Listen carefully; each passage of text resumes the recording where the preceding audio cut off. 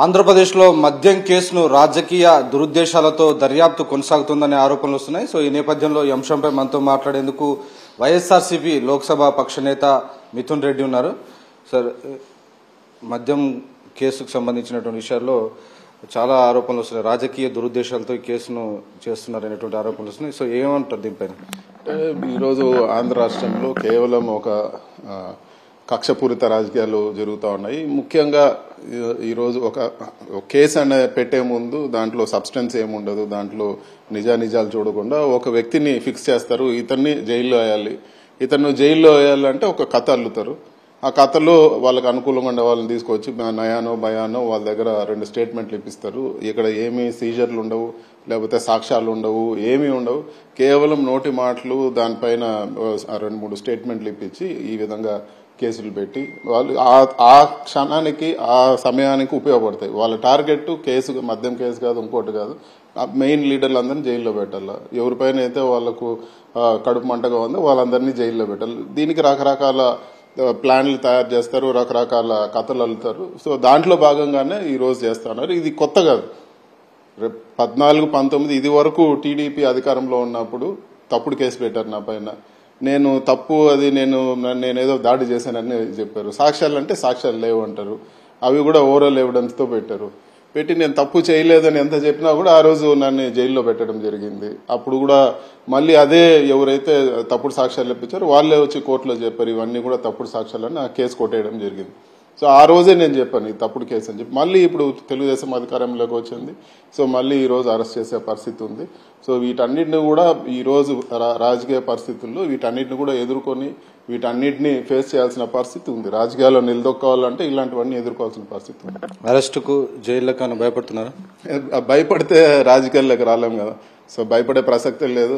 భయపడేట్టుగా ఉంటే రాజకీయాల్లోనే ఉండిండను. ఖచ్చితంగా ఇవన్నీ ధైర్యంగా ఎదుర్కొంటాము. భయపడే ప్రసక్తే లేదని ఇప్పటి వరకు నేను 10 సార్లు చెప్పాను, ఇప్పుడు కూడా చెప్తానని. ఇవన్నీ కూడా నేను ఇవన్నీ ఎదుర్కొని ఒక బెటర్ పర్సన్ గా బయట వస్తానని చెప్పి కూడా నేను తెలియజేస్తాను.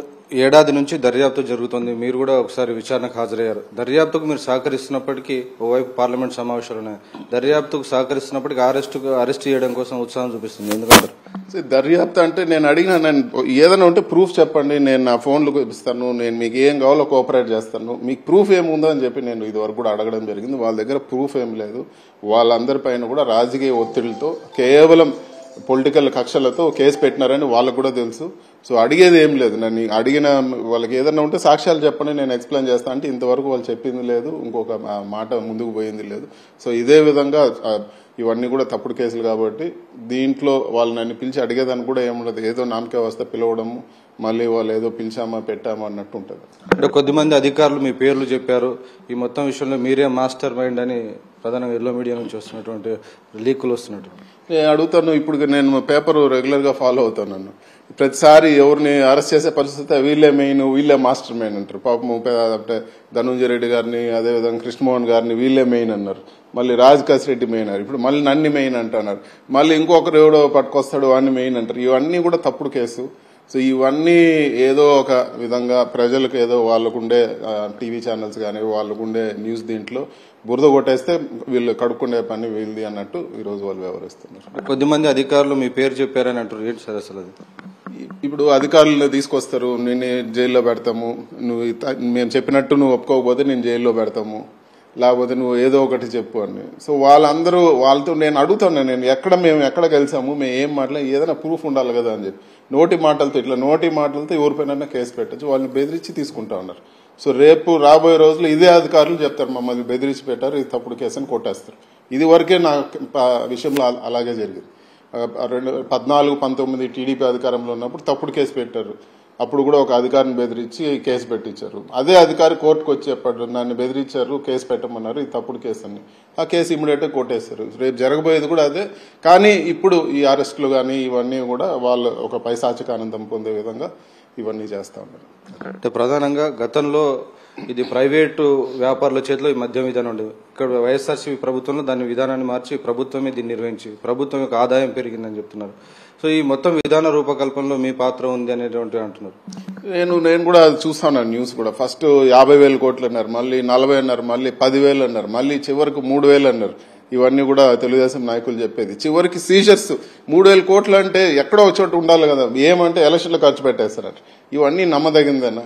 ఎక్కడన్నా ఏదన్నా ఒక విషయం జరిగితే సీజర్స్ ఉండాలి. సో ఎక్కడో ఇన్వెస్ట్ చేసో లేకపోతే ఇంకోటో బయట తీయాలి. అవన్నీ కూడా లేకుండా కేవలం నోటి మాటలతో ఈరోజు ఒక కథ అల్లేసి దాన్ని ఈరోజు ఎలక్షన్లో ఖర్చు పెట్టేశారని. డబ్బులు ఎక్కడున్నాయంటే మొన్నటి వరకు ఇది ఏదో ఇక్కడ కొన్నారు అక్కడ కొన్నారు, ఇవి బయట పెడతాం అవి బయట పెడతాం. ఇప్పుడు చూస్తే మొత్తం ప్లేట్ తిప్పేశారు. కేవలం వాళ్ళు కావాల్సింది అరెస్ట్ చేయాలా, ఇబ్బంది పెట్టాలా, అంతవరకే ఈ కేసు. కానీ దీనికి ముందు పోయే పరిస్థితి ఉండదు. ఈ విధాన రూపకల్పనలో మీ పాత్ర ఏమైనా ఉందా? దాని విషయంలో ఆరోపణలు వస్తున్నాయి, మీరు మానిటర్ చేశారు డే టు డే. ఒక ఎంపీగా నా పార్లమెంట్ పరిధికి నాకు ఉంటుంది. నేను పోయి ఆ విధానాల్లో నేను కూర్చొని చేసే పరిస్థితి ఉండదు. పార్లమెంట్లో ఏదన్నా లెజిస్లేషన్ ఏదైనా పాస్ అయినప్పుడు మా ఒపీనియన్స్ చెప్తాం, మా ఇది చేస్తాం. అంతవరకే పరిమితం. కానీ నేను అన్నిట్లో పోయి ఇంకోటి వాళ్ళు చేసే ఆరోపణలు కూడా తప్పు. కేవలం ఈరోజు పొలిటికల్ ఒక కక్ష సాధింపు చర్యల్లో భాగంగానే ఈ కేసు పెట్టారు. ఎలా ఎదుర్కోబోతున్నారు? వాళ్ళు అరెస్ట్ చేసేందుకు ఉత్సాహం చూపిస్తున్నారు, ఇమీడియట్ గా అరెస్ట్ చేయాలని. దేనికైనా సిద్ధం ఉంది, ధైర్యంగా ఎదుర్కొంటాము. నేను గవర్నమెంట్ వచ్చిన మొదటి రోజు నుంచి తెలుసు, ఈ రోజా రేపా అన్నట్టు ఉంది. కుటుంబ సభ్యులందరూ కూడా మాట్లాడుకున్నాం, ధైర్యంగా ఎదుర్కోవాలా, ఎక్కడ కూడా భయపడకూడదు, మనం తప్పు చేయనంత వరకు మనం భయపడాల్సిన పనే లేదని చెప్పి మేము అందరూ కూడా డిసైడ్ అయ్యాం.